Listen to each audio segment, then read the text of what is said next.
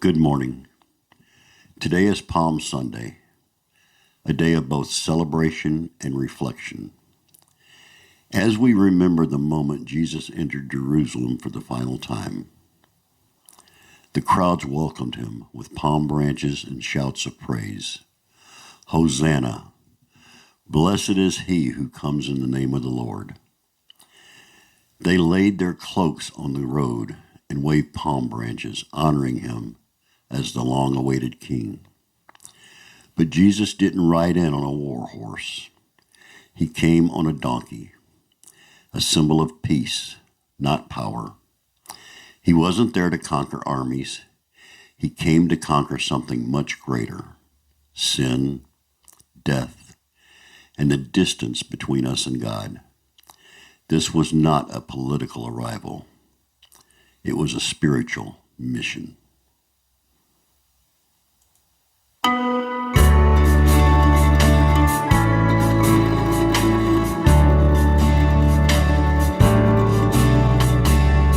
Before the betrayal, before the cross, before the stone was rolled away, there was the garden. On the night Jesus was arrested, he went to a quiet place just outside Jerusalem, the Garden of Gethsemane. It was a grove of olive trees, still there today, where weary travelers could rest. But on that night, Jesus didn't go there to rest. He went there to pray.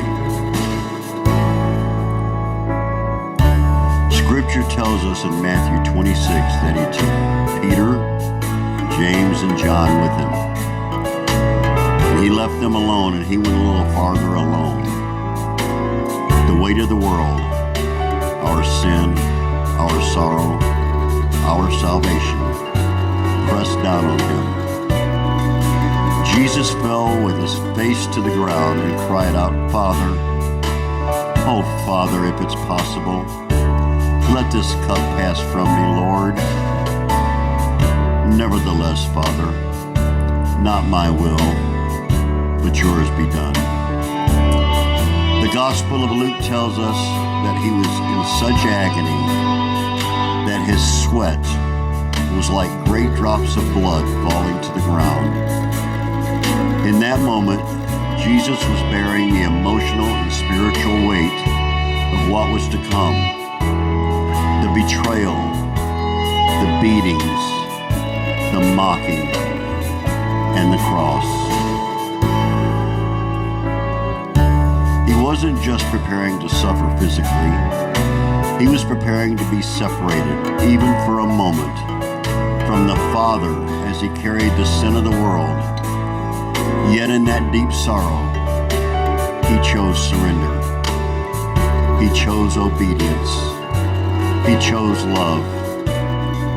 Now it's hard to imagine what that night must have felt like. The quiet of the garden, the flickering light of torches in the distance, the disciples asleep while Jesus wept. And yet even in that moment of crushing grief, Jesus found peace in his Father's presence.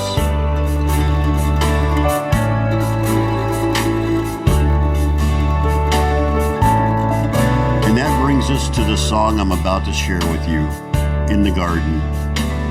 Though it was written many centuries later, in 1912, by a man named C. Austin Miles, this song reflects the personal and intimate relationship that we can still have with Jesus today. Miles was a former pharmacist who became a gospel songwriter. The inspiration for this song came not from Gethsemane, but from the resurrection garden where Mary Magdalene met the risen Lord. Still, the lyrics carry a message that reaches all the way back to Gethsemane, that in our deepest sorrow, Jesus meets us, that in the quiet moments of prayer, he walks with us, he talks with us, and he tells us we are his own. As you listen to this song, think not only of the joy of the empty tomb, but also of the surrender in the garden, because our salvation did not begin at Calvary. It began when Jesus said yes to the Father. when he was alone in the Garden of Gethsemane.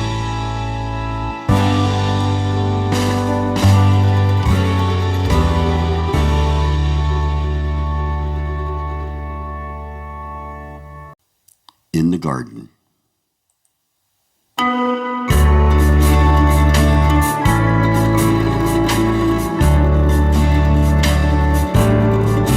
I come to the garden alone, while the dew is still on the roses,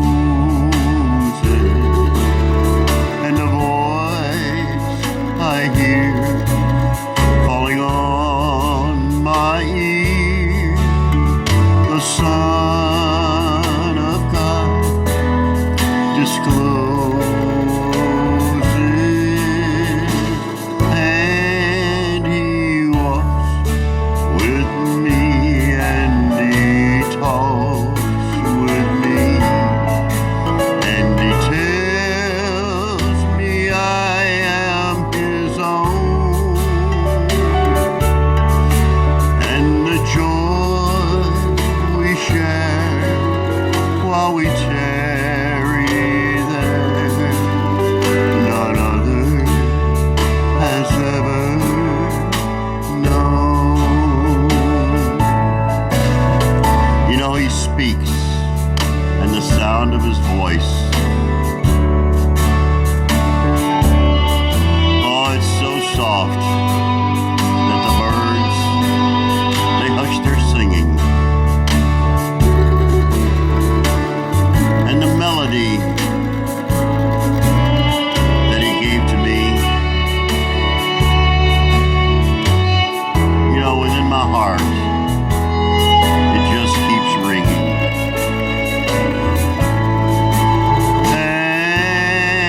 And he walks with me, and he talks with me, and he tells me I am his own,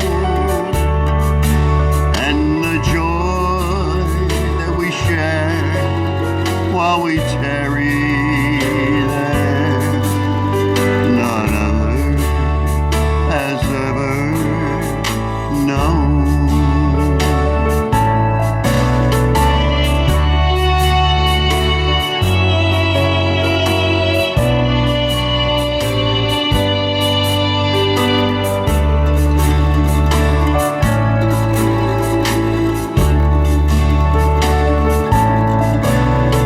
I'd stay in the garden with him,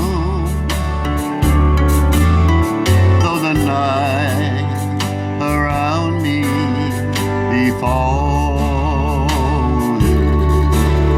but he bids me go through the voice of woe, his voice to me is calling,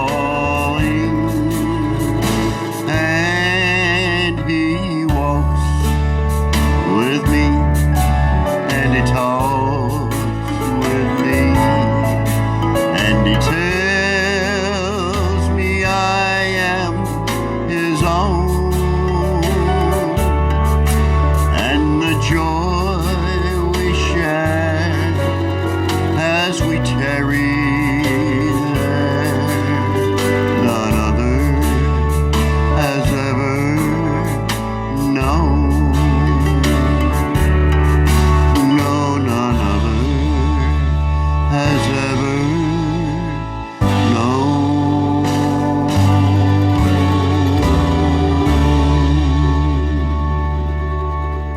God bless you.